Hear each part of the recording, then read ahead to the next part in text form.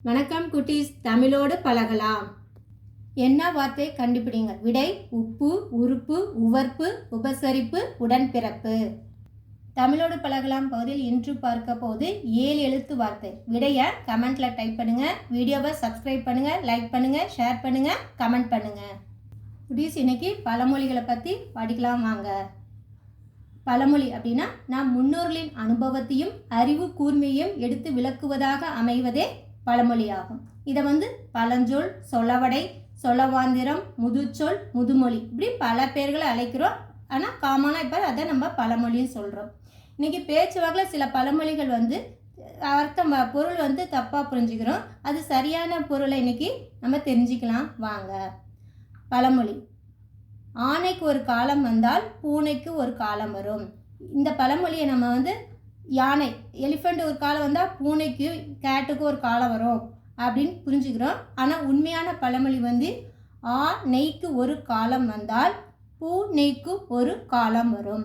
அப்படின்னா அப்படின்னா பசுலேருந்து எடுக்கிற நெய் நல்லது. அது எத்தனை வயசு வரைக்கும் சாப்பிடலாம்? ஒரு 40 வயசு வரைக்கும் நம்ம சாப்பிடலாம். அதுக்கப்புறம் அது மாதிரி கொஞ்சம் ஏஜான சாப்பிட்டோம்னா அது நம்ம உடம்புல கொழுப்பாக ஃபேட்டாக அதிகரிக்குமா. அதனால் அந்த வயசில் நம்ம பூலேருந்து எடுக்கிற நெய்யான தேனை சாப்பிட்டோம்னா உடம்புக்கு நல்லது. அதுதான் இதோடைய உண்மையான பொருள். அடுத்த பழமொழி பார்க்கலாம். கப்பலே கவிழ்ந்தாலும் கன்னத்தில் கை வைக்காதே. இந்த எது சரியானது அப்படின்னா, கப்பலே கவிழ்ந்தாலும் கன்னக்கோளில் கை வைக்காதே. இதுதான் சரியான பழமொழி. கன்னக்கோல் அப்படின்னா அது ஒரு வகை கருவி, டூல். அதை வச்சுன்னா அந்த காலத்தில் திருடங்க, தீஃப் வீட்டை தொலை போட்டு உள்ளே புகுந்து திருடுவாங்களாம். அது பேர் தான் கன்னக்கோல். அது மாதிரி கப்பலே கவிழ்ந்தாலும் அது அந்த மாதிரி ஒரு பெரிய நஷ்டம் வந்தாலும் நம்ம திருட்டு தொழிலில் ஈடுபடக்கூடாது அப்படிங்கிறது தான் இதோடைய சரியான பொருள் ஆகும். அடுத்த பழமொழி பார்க்கலாம். ஆற்றுல போட்டாலும் அளந்து போடணும். இது சரியான பழமொழி. எதுனா, அகத்தில் போட்டாலும் அறிந்து போடணும். அகம் அப்படின்னா மனம்.